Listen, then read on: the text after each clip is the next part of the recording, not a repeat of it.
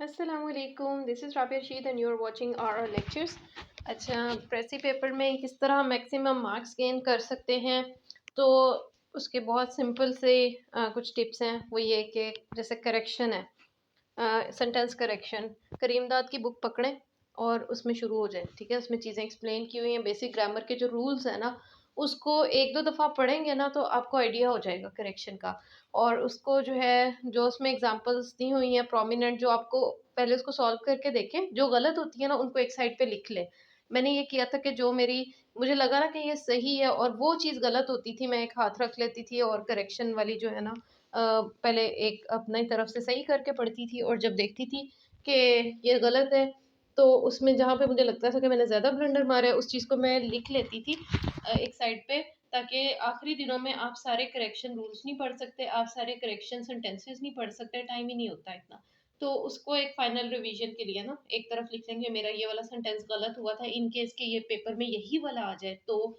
और अक्सर उसी तरह के ही होते हैं। ठीक है, सेंटेंस थोड़ा सा डिफरेंट होगा, रूल तो वही है ना, बेसिक वही अप्लाई होंगे। तो करेक्शन जो है इट्स वेरी इजी। आज इसको पकड़ लें, सबसे पहले इसको करके ना एक तरफ रख लें। 1 या 2 दिन लगते हैं। इंग्लिश करेक्शन जो है ना, सबसे मुझे तो ये इजी लगता था, क्योंकि बाकी चीज़ें तो अनप्रिडिक्टेबल है ना। इडियम्स आपको नहीं पता, इतने हज़ारों इडियम्स है, उसमें से कौन सा आ जाए। लेकिन करेक्शन के वही चंद एक रूल्स हैं और वही चीज़ें आ जाती हैं। अच्छा, फिर प्रेपोज़िशंस बहुत इम्पोर्टेंट है। प्रेपोज़िशंस मतलब मुझे यूँ लगता था कि मुझे आती हैं, लेकिन ये मेरी गलतफ़हमी थी, क्योंकि मेरे काफ़ी सारे सेंटेंसेस प्रैक्टिस में गलत हुए, तो मैंने फिर उसके रूल्स जो है बुक से तो बोरिंग लग रहा था, तो मैंने यूट्यूब पे 1-2 वीडियोज़ देख ली और उससे मुझे काफ़ी फ़ायदा हो गया था। उन्होंने काफ़ी एंडोर्स कर कर के कि जी फलाँ-फलाँ चीज़ के ऊपर ऑन यूज़ होती है प्रेपोज़िशन, अगर बॉडी है तो उसके ऊपर ऑन यूज़ होगा, अगर कोई टेबल या चेयर है उसके ऊपर ऐसे यूज़ होगा, अगर मूवमेंट शो हुई है तो इन ऑन टू, इस तरह जो है जंप ऑन टू, इस तरह के सेंटेंसेस यूज़ होंगे। तो बहरहाल वो आप देख लीजिएगा, प्रेपोज़िशंस की वीडियोज़ जो है ना वो नेट पे अवेलेबल है। अच्छा, और क्या था?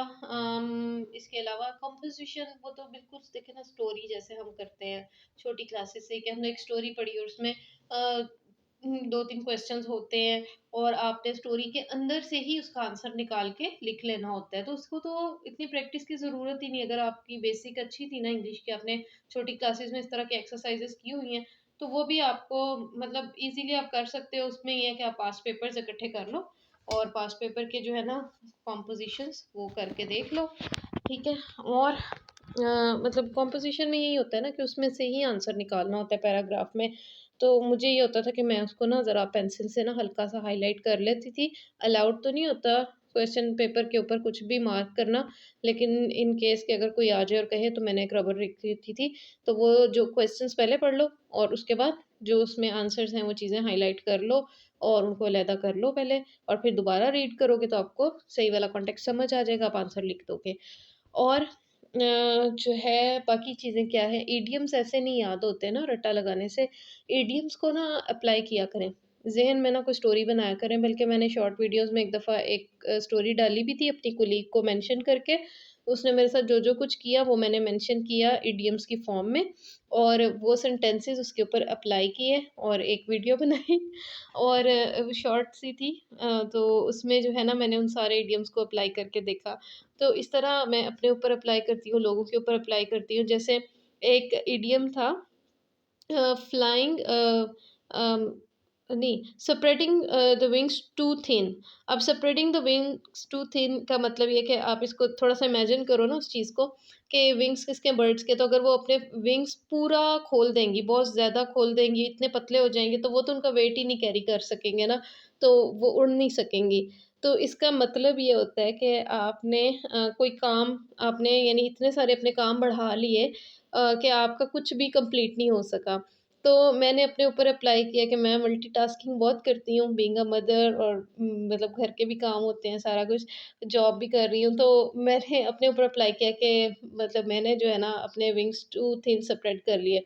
इस तरह चीज़ें जो है ना वो कॉन्टेक्स्ट बना के ना एक, तो पहले उसका मतलब ज़हन में लाया करें कि वो चीज़ कैसे है और फिर उसको जो है ना अप्लाई किया करें। जैसे अब गर्ल्स कैन रिलेट के हमें आदत होती है कि मतलब जहाँ पे बचत कर सकते हैं, हम वहाँ पे नहीं करते। हम अपने मतलब किसी के ऊपर तरस आया तो हम उसको सारे पैसे दे देंगे।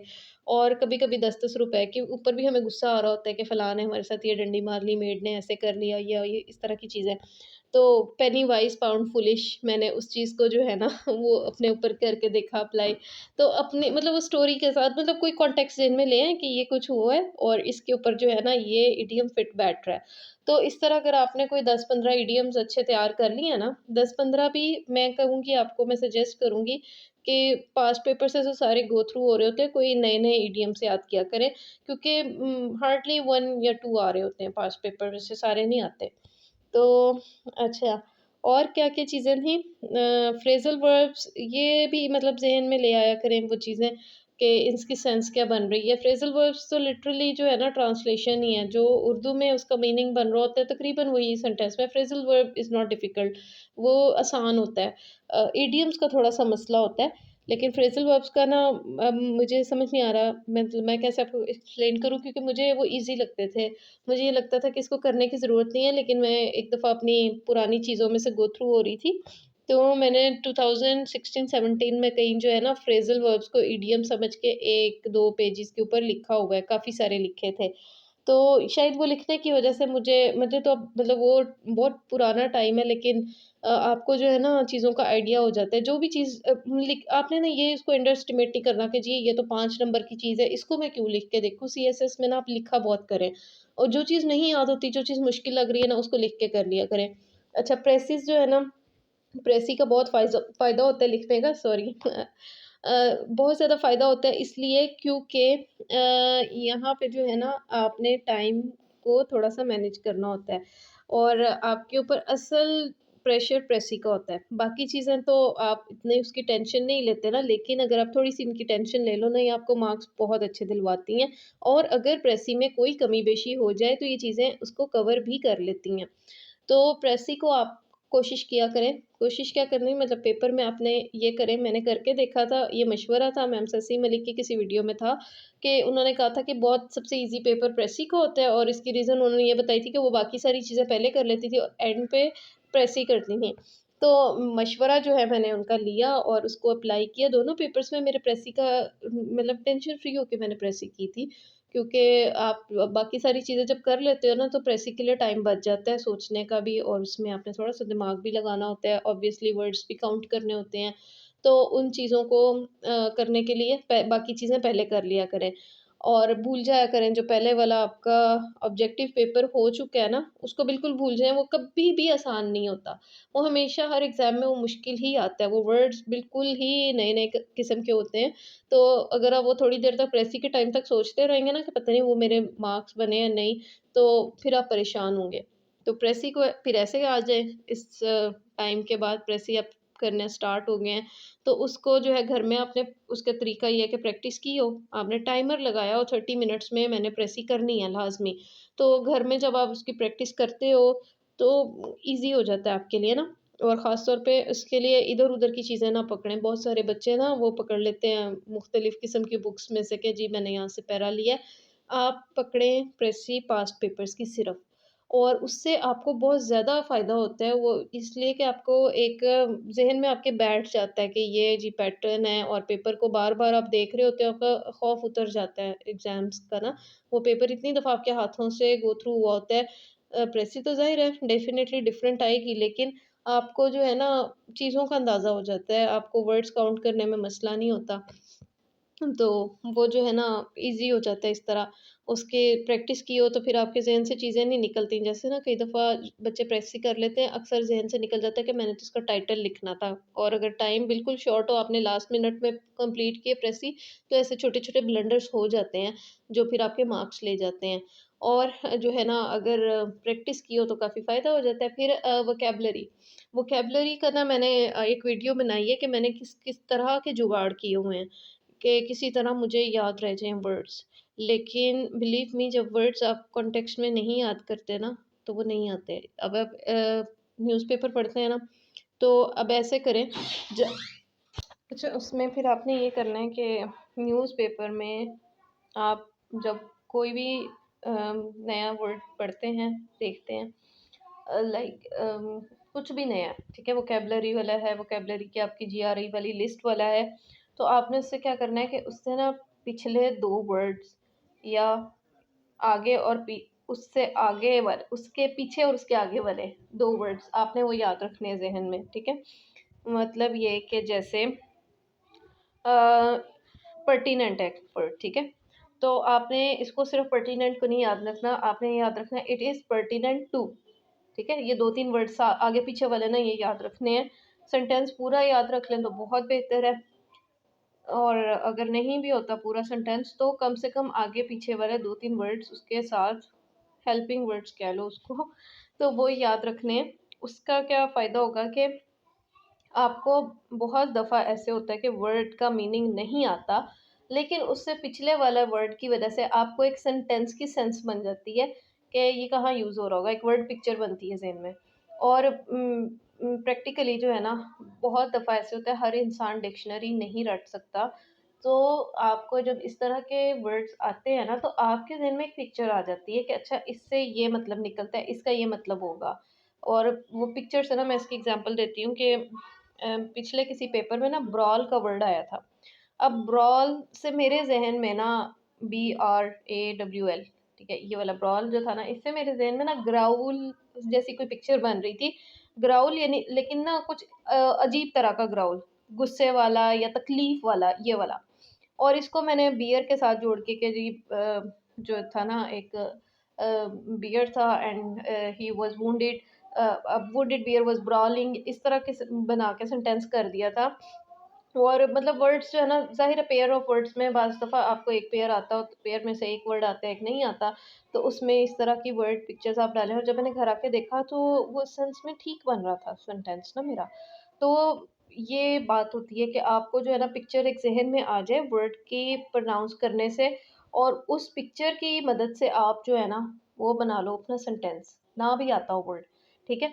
तो ये आपने ना थोड़ा-सा लिंक करना सीखना है चीज़ों को। और अगर जो है इंग्लिश वोकैबुलरी अपनी अच्छे तरीके से याद करने वाली बात है, तो उसपे मैंने एक पूरी जो है ना बड़ी डिटेल में एक वीडियो बनाई थी, जिसमें मैंने अपनी चीज़ें भी दिखाई थी कि मैंने कहाँ-कहाँ, किस-किस तरह ये वर्ड्स लिख के याद किए थे। लेकिन एट द एंड बेनिफिट आपको उन्हीं वर्ड्स को होता है जो आप बार-बार डेली लाइफ में यूज़ करते हैं। कोशिश किया करें ना यूज़ कर लिया करें।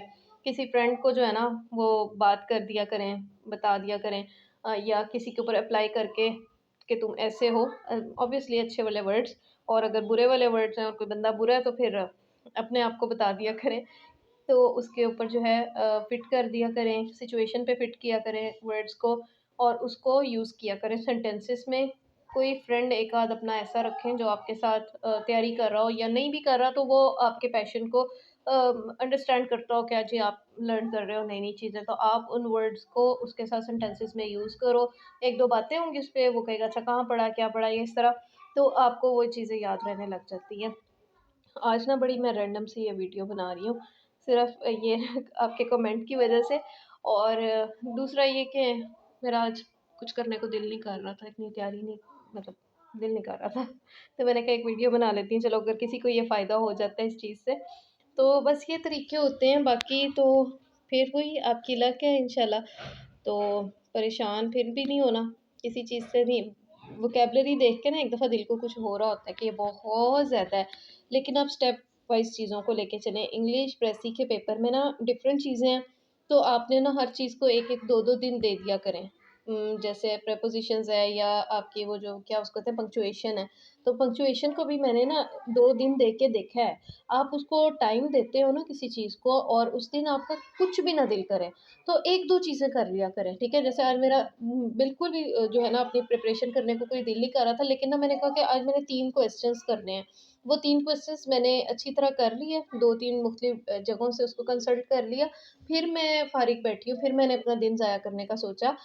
उससे पहले नहीं क्योंकि मुझे लग रहा था जितना भी दिल ना कर रहा हो कुछ भी करने को ना, फिर भी एक आध चीज़ कर लेनी चाहिए। तो इंग्लिश के पेपर में फिर आप ऐसे कर लिया करें कि किसी दिन करेक्शन पकड़ लें, किसी दिन प्रीपोज़िशन, और बुक बुक से पढ़ने को दिल ना करे ना, तो मेरा तो ये हमेशा से ये मशवरा रहा है कि यूट्यूब फटाफट खोलें, गूगल खोलें, इमेजेस देख लें, इमेजेस नहीं देखने तो यूट्यूब से देख लें, कोई वीडियो देख लें, उस चीज़ पे एक लेक्चर सुन लें, आपको बहुत ज़्यादा फ़ायदा होता है। साथ में बस पेन पेपर लाज़मी रखें क्योंकि ये एग्ज़ाम रिटन वाला होता है, इसमें लिखना बहुत ज़्यादा होता है, तो पेन पेपर रखा होगा तो वो ज़हन पे ज़्यादा अच्छी तरह ना नक्श होती हैं चीज़ें।